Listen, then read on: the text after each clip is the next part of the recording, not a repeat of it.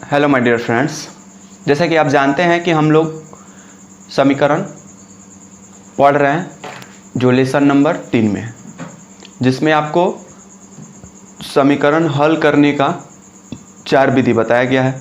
विलोपन विधि, प्रतिस्थापन विधि, ब्रज गुणनखंड विधि और ग्राफीय विधि। इन चारों विधियों को पूरा सीरियल वाइज बताया गया है। एक एक वीडियो में एक एक तथ्य आपको समझाया गया है। उम्मीद है कि आप लोग को समझ में आ रहा होगा। उसके अगला जो टॉपिक है जिस पे आज हम बात करने वाले हैं वो 3.2 से रिलेटेड है।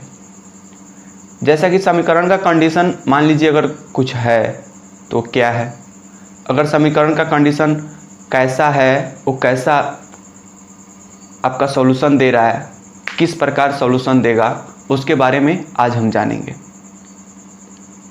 जिससे कई प्रकार के ऑब्जेक्टिव क्वेश्चंस तैयार होते हैं। आज जो आपको बताने वाले हैं वो आपके ऑब्जेक्टिव के कुछ तथ्य हैं जिसमें आपको बहुत सारा ऑब्जेक्टिव क्वेश्चन तैयार होगा। जैसा कि आप देख सकते हैं कि समीकरण का जो युग्म है, यदि समीकरण युग्म देखिएगा a1x प्लस b1y बराबर c1। दूसरा समीकरण है a2x प्लस b2y बराबर c2। ये पहला समीकरण है और ये दूसरा समीकरण है। इस युग्म से एक तथ्य निकल के बाहर आता है कि यदि समीकरण का कंडीशन यानी कि समीकरण का रूप अगर इस प्रकार हो, देखिएगा पहला कंडीशन है कि यदि समीकरण का रूप इस प्रकार हो a1 बटा a2 बराबर नहीं b1 बटा b2।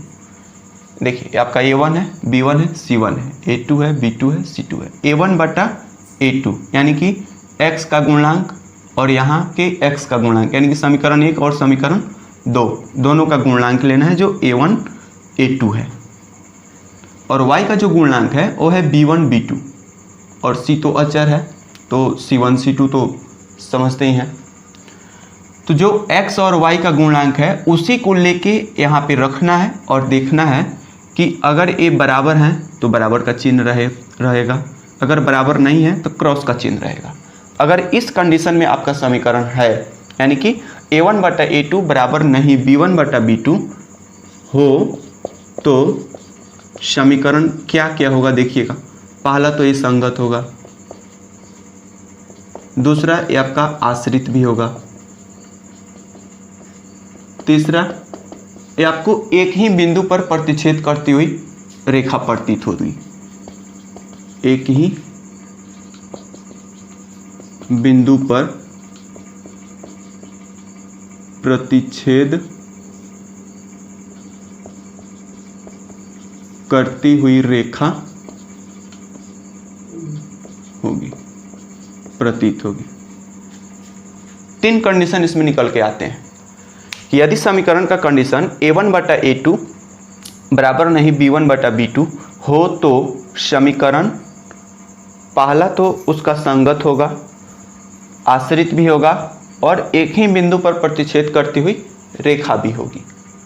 जैसा कि एग्जाम्पल में हम आपको लेके दिखा दे रहे हैं। जैसे एग्जाम्पल है कि मान लीजिए 3x प्लस 2y बराबर 5 है और दूसरा समीकरण है 4x प्लस y बराबर 6।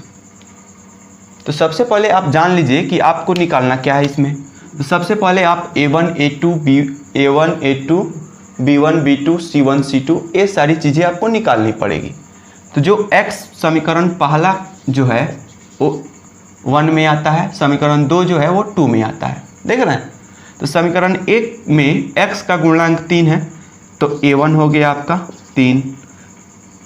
उसके बाद b1 है तो b1 y का गुणांक है बराबर 2, और c आपका कंसोनेंट है यानी कि अचर है, ये हो गया आपका 5। बस समझ में आ रहा है।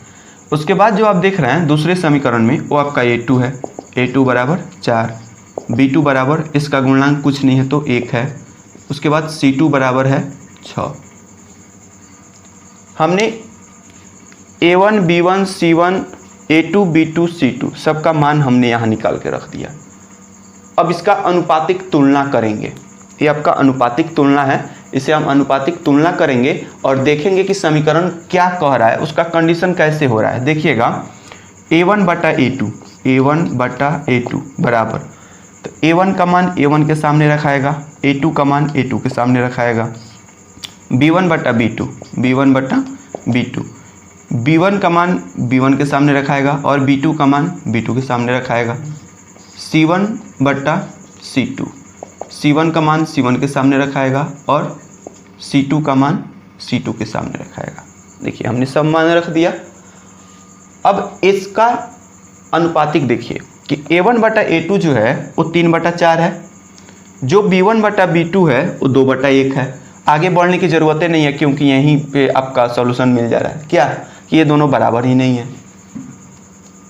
तो ये दोनों जब बराबर नहीं है तो हम आगे जाके क्या करेंगे, वो तो खुद बराबर नहीं होगा। तो ये जब खुद बराबर नहीं है तो वो बराबर होगा नहीं होगा। तो आपका समीकरण का कंडीशन यहीं पे मिल जा रहा है कि क्या A1 बटा A2 बराबर नहीं B1 बटा B2। तब क्या होगा समीकरण का कंडीशन हो तो समीकरण देखिए संगत होगा, आश्रित हल भी उसका मिलेगा, आश्रित हल अर्थात एक ही बिंदु पर प्रतिच्छेद करती हुई रेखा भी होगी। 3 तरह से कंडीशन आपके मिल जाते हैं इस रूप में। अगर समीकरण का रूप ऐसा हो तब A1 बटा A2 B1 बराबर नहीं B1 बटा B2 हो तो समीकरण क्या होगा, आप देख सकते हैं समीकरण क्या होगा, संगत भी होगा, आश्रित भी होगा और एक ही बिंदु पर प्रतिच्छेद करती हुई रेखा भी होगी। देख रहे हैं समीकरण का कंडीशन, प्रतिच्छेद करती हुई रेखा भी होगी, आश्रित भी होगा और संगत भी होगा। प्रतिच्छेद करती हुई रेखा का मतलब समझ रहे हैं, जैसे कि एक इधर से आ गया रेखा और एक रेखा इधर से आ गया, तो दोनों एक दूसरे को प्रतिच्छेद कर रहा है कि नहीं इस बिंदु पर, यानी कि क्रॉस कर रहा है। तो यही है आपका प्रतिच्छेद करती हुई रेखा। बस समझ में आ रहा है। अगर समीकरण इस रूप में है, समीकरण का कंडीशन अगर ऐसा है तो इसमें 3 हल आपको आराम से मिल सकता है कि वो संगत होगा, आश्रित हल भी उसका मिल सकता है और एक ही बिंदु पर प्रतिच्छेद करती हुई रेखा भी होगी। ये क्लियर है? आइए दूसरा देखते हैं। दूसरा कंडीशन है, पहला कंडीशन तो आपने समझ लिया। दूसरा कंडीशन है कि यदि समीकरण युग्म इस रूप में हो, देखिएगा A1 बटा A2 बराबर B1 बटा B2 बराबर C1 बटा C2। अगर समीकरण आपका इस रूप में है, समीकरण का कंडीशन देख रहे हैं कि अगर समीकरण का कंडीशन आपका इस रूप में है, अनुपातिक तुलना अगर आपका इस रूप में है A1 बटा A2 बराबर B1 बटा B2 बराबर C1 बटा C2, यानी कि अगर तीनों अनुपात बराबर हैं तब समीकरण का कंडीशन क्या होगा, तब तो ये समीकरण का कंडीशन होगा। देखिएगा पहला हो तो समीकरण पहला कि ये अपरिमित रूप से अनेक हल होगा, अपरिमित रूप से अनेक हल होगा। दूसरा ये संगत भी होगा,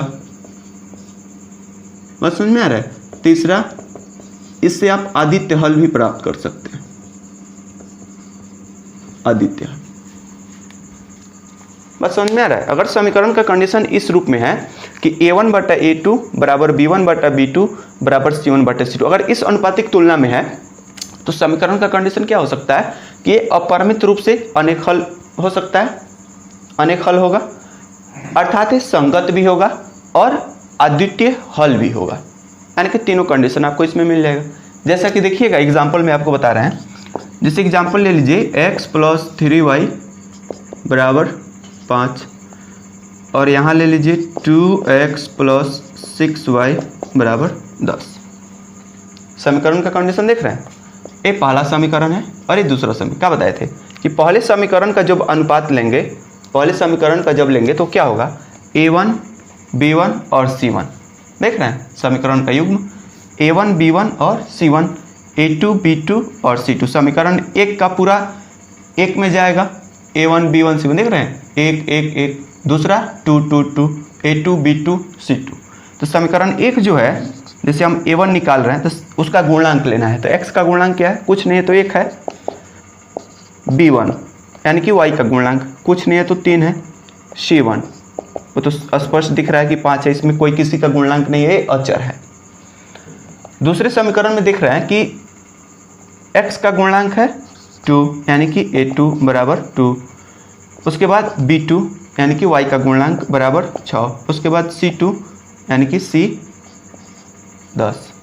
अब इसका अनुपातिक तुलना करना है तो कैसे कीजिएगा, A1 बट्टा A2 बराबर A1 का मान A1 के सामने रखिए और A2 का मान A2 के सामने, ए हो गया 1/2। दूसरा है B1 बट्टा B2, तो B1 का मान हो गया 3 और B2 का मान हो गया 6। इसे घटाइएगा तो 3 है कम 3 और 3 दूना 6, आपको क्या मिलेगा 1/2। देखिए यहीं से देखते चलिए बराबर हो जा रहा है, 1/2 1/2। तीसरा देखिएगा C1 बट्टा C2 यानी कि 5/10, 5 एकम 5 5 दूना 10, आपको क्या मिला 1/2, यानी कि तीनों मान बराबर है। A1 बट्टा A2 बराबर B1 बट्टा B2 बराबर C1 बट्टा C2। अगर इस रूप में समीकरण है तो क्या लिखिएगा, लिखाएगा कि A1 बट्टा A2 बराबर B1 बट्टा B2 बराबर C1 बट्टा C2 हो तो समीकरण क्या हो सकता है, तीनों हल हो सकता है। देखिएगा संगत भी हो सकता है, अद्वितीय हल भी आपको मिल सकता है और अपरिमित रूप से अनेक हल भी हो सकता है। ठीक है, ये चीजें देख रहे हैं। अगर इस रूप में आपका समीकरण है तो ये तीनों कंडीशन आ सकते हैं, अपरिमित रूप से अनेक हल हो सकता है, संगत भी हो सकता है और अद्वितीय हल भी हो सकता है।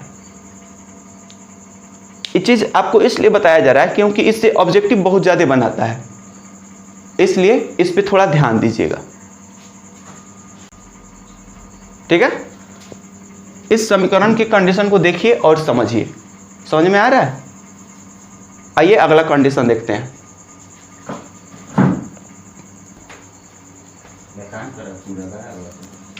ठीक है, तीसरा कंडीशन है कि यदि समीकरण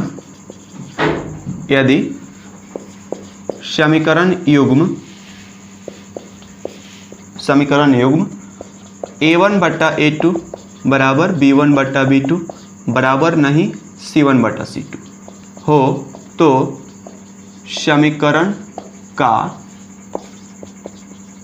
कोई हल नहीं होता है। जब कोई हल नहीं होगा तो कोई निष्कर्ष निकल के बाहर नहीं आएगा, यानी कि इसका सॉल्यूशन ही नहीं कर पाएंगे समीकरण का। बात समझ में आ रहा है। अगर समीकरण युग्म A1 बट्टा A2 बराबर B1 बट्टा B2 बराबर नहीं C1 बट्टा C2 हो, अगर इस रूप में आपका कोई अनुपातिक तुलना आ जा रहा है तो इससे हम ये समझते हैं कि इसका कोई हल नहीं निकल सकता, यानी कि कोई हल नहीं होगा। जैसा देखिएगा एग्जाम्पल में, इस एग्जाम्पल है 3x प्लस 6y बराबर 9, 4x माइनस 3y, 4x ये हो गया आपका प्लस 24y बराबर 6।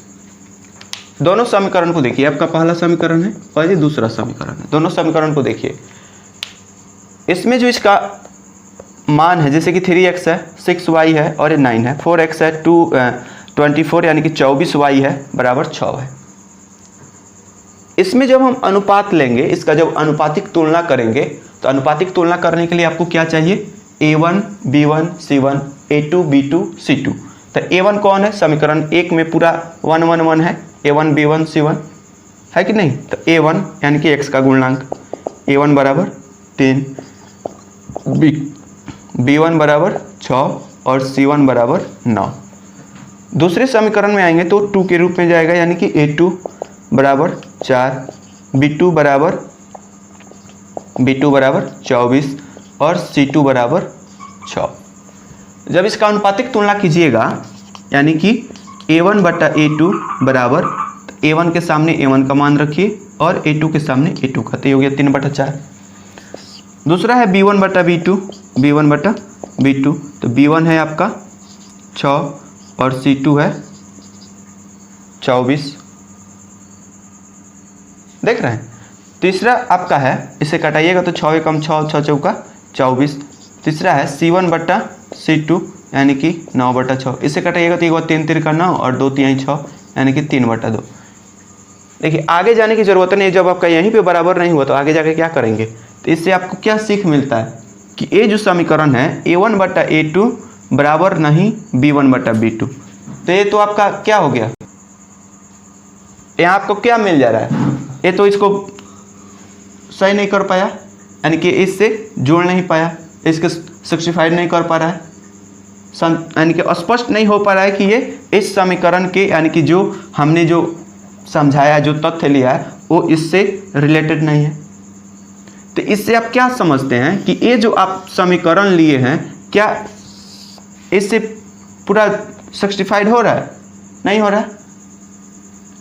तो ये क्या है, A1 बटा A2 बराबर नहीं B1 बटा B2, ये क्या है जो आपको फर्स्ट तथ्य में बताया गया था कि अगर समीकरण का कंडीशन A1 बटा A2 बराबर नहीं B1 बटा B2 हो तो क्या होगा, संगत भी होगा, आश्रित हल भी उसका मिलेगा, अर्थात एक ही बिंदु पर प्रतिच्छेद करती हुई रेखा भी होगी। इस समीकरण से हमें ये समझते हैं कि पहला जो तथ्य आपको समझाया गया था A1 बटा A2 बराबर नहीं B1 बटा B2, तो तीनों तथ्य आपको मिल जाता है क्या कि इसका हल संगत भी हो सकता है, आश्रित भी हो सकता है और एक ही बिंदु पर प्रतिच्छेद करती हुई रेखा भी हो सकती है। तो ये तो इसके लिए नहीं हुआ। आइए एक और एग्जाम्पल देते हैं। जैसा कि आप देख रहे हैं कि जो समीकरण है, मान लीजिए x प्लस वाई बराबर 5 हो गया और ये हो गया 2x प्लस 2y बराबर 15। समीकरण को देख रहे हैं, x प्लस वाई बराबर 5, ये आपका पहला समीकरण हो जा रहा है और ये आपका दूसरा समीकरण हो जा रहा है। दोनों समीकरण में दोनों का गुणांक देखिए, यानी कि x का गुणांक कुछ नहीं तो 1 है, y का गुणांक कुछ नहीं तो 1 है, 5 तो 5 ही है, वो अचर है। दूसरे समीकरण में x का गुणांक 2 है, y का गुणांक 2 है और अचर अचर ही है 15। फिर यहाँ पे जब हम अनुपातिक तुलना करेंगे तो ये आपका A1 है, ये आपका A1 है, नीचे वाला A2 है, यानी कि ये हो गया A1 बटा A2 बराबर, A1 का गुणांक देखिए 1, A2 का गुणांक देखिए 2, B1 बटा B2, B1 का गुणांक देखिए 1 और B2 का गुणांक देखिए 2, C1 बटा C2, C1 का गुणांक देखिए 5, C1 उसमें गुणांक है ही नहीं, C1 5 ही है, अचर है, तो C1 5 और C2 15, तो कट जाएगा 5 एकम 5, 5 3 15, तो यहाँ मिल गया आपको 1/3। तीनों अनुपातिक तुलनों को देखिए, तीनों को 1/2, 1/2, 1/3, ये इसके लिए समीकरण है। बस समझ में आ रहा है। जैसा कि आप देख रहे हैं कि A1 बटा A2 बराबर B1 बटा B2 बराबर C1 बटा बराबर नहीं C1 बटा C2, तो कैसे लिखिएगा इसको अनुपातिक तुलना में, A1 बटा A2 बराबर B1 बटा B2 बराबर नहीं C1 बटा C2 हो तो समीकरण का कोई हल नहीं होगा। इस रूप में होना चाहिए जो आपको ई दर्शाता है। ई देखिए समीकरण युग्म A1 बटा A2 B1 बटा B2 बराबर नहीं C1 बटा C2 हो तो समीकरण का कोई हल नहीं हो सकता है। बात समझ में आ रहा है। तो इस तरह से हम तीनों तथ्यों का प्रयोग करके हम जांच कर सकते हैं कि कौन समीकरण कैसा है। कई बार आपको एग्जाम में भी पूछ देता है कि बताइए कि जो समीकरण युग्म आपको दिया है संगत है कि असंगत है। अगर संगत है तो क्यों है, कैसा उसका युग्म होना चाहिए, असंगत है तो क्यों है, कैसा उसका युग्म होना चाहिए। अगर एक ही बिंदु पर प्रतिच्छेद करती हुई रेखा है तो उसका युग्म कैसा होगा, अगर अपरिमित रूप से अनेक हल है तो उसका युग्म कैसा होगा। बस समझ में आ रहा है। तो इस तरह से बहुत सारे ऑब्जेक्टिव क्वेश्चन तैयार हो सकते हैं। जैसा कि आप देख रहे हैं तीनों तथ्यों को इस प्रकार अगर आप इसे कंटिन्यू रखते हैं दिमाग में तो आपसे एक भी ऑब्जेक्टिव इससे छूटने वाला नहीं है, और ये हर बार आपके एग्जाम के लिए इंपॉर्टेंट है, इसलिए आपको ये तथ्य बताया गया है। चलिए तो आज का तथ्य, आज का टॉपिक यहीं पे समाप्त करते हैं और फिर मिलते हैं आपसे अगले वीडियो में अगले टॉपिक के साथ, जिसमें आपको और भी सारे क्वेश्चंस इस पे सॉल्व करने को मिलेगा बुक से रिलेटेड, जो एनसीईआरटी की बुक है, और उसमें वही क्वेश्चन आपको दिखाया जाएगा जो आपके लिए इम्पोर्टेंट है। अब तो आप इस पे कोई भी क्वेश्चन सॉल्यूशन दे सकते हैं, कोई भी सॉल्यूशन दे सकते हैं, इसमें कोई दिक्कत नहीं होना चाहिए। ठीक है, चलिए तो फिर मिलते हैं आपसे अगले वीडियो में अगले टॉपिक के साथ। तब तक के लिए वीडियो को देखिए, लाइक कीजिए और शेयर तो जरूर कीजिए। Thank you.